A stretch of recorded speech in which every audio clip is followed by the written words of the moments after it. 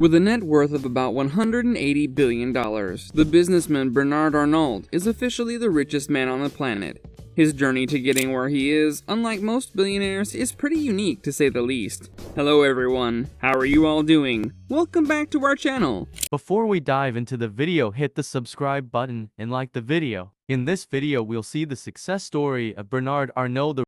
5. Early life. Bernard Arnault was born on the 5th of March 1949, just 4 years after the end of the Second World War. He was given the name of Bernard Jean-Étienne Arnault on the day of his birth. Bernard was born to a well-off manufacturer, Jean-Léon Arnault, who was the owner of a civil engineering company by the name of Ferret-Savinel. As a child, Bernard was quite interested in the business aspect of his father's work. The young boy's keen interest was sensed by many of those who were around him. When Bernard grew up, he attended Maxence van der Meesch High School in the city of Roubaix.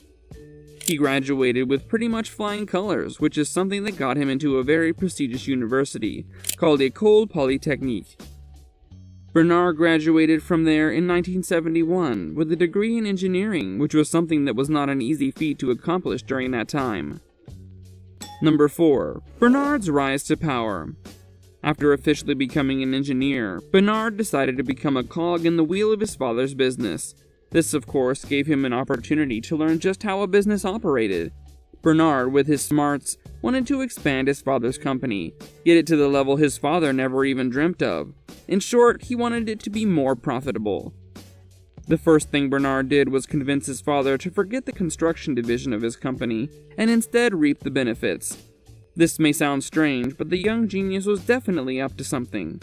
Trusting his son, Jean disbanded the construction division and began investing in real estate, as per his son's advice. The advice turned out to be quite fruitful for the family. Bernard, upon gaining his father's trust and colleagues' respect, was able to rise up the ranks very efficiently. He became the director of development in 1974, just 3 years after graduating.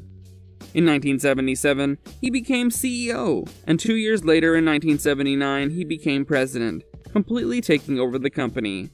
Number 3. A mild setback. In the year 1981, a sort of setback made its way into Bernard's life. It wasn't only he who was affected, but his whole family. This was a time when French socialists forced the Arnaults into fleeing to America.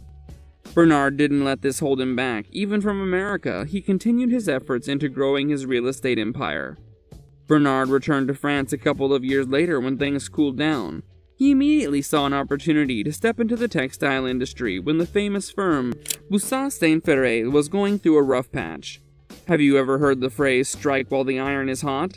Well, this is exactly what Bernard did. He worked with a managing partner by the name of Antoine Borheim, who helped fund Bernard's purchase of Boussat. When he was finally able to buy the company, Bernard quickly sold most of its shares, but kept only one brand with himself. That brand was Dior. Bernard became its CEO in 1985. Before we continue, make sure to like the video and hit the subscribe button if you're enjoying it. Also press the bell icon so that you don't miss out on any of our upcoming content. Now let's get back to what we were talking about. Number 2. LVMH. Moet Hennessy Louis Vuitton. At the height of his career in 1987, another company caught Bernard's attention. We're talking about LVMH. Investing in this particular brand was probably one of the best business decisions he ever made. Let us explain why. Bernard invested in a joint share with the Guinness plc and got his claws into LVMH. The next few years were quite a ride for both him and the company. Bernard continued putting more and more cash into the company, slowly taking it over as he usually did. By 1989, he was the owner of nearly half of the company. This was when Bernard started getting rid of the old, less efficient employees with better ones, which of course bumped the quality of operations of the company up a few notches. And in doing so, he got even richer than he already was.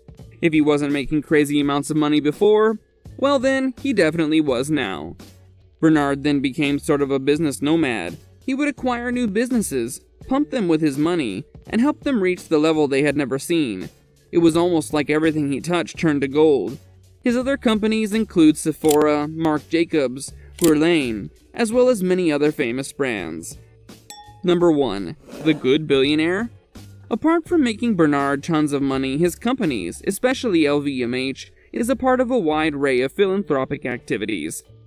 Believe it or not, the company supports humanitarian, medical, scientific, and research organizations all across the world.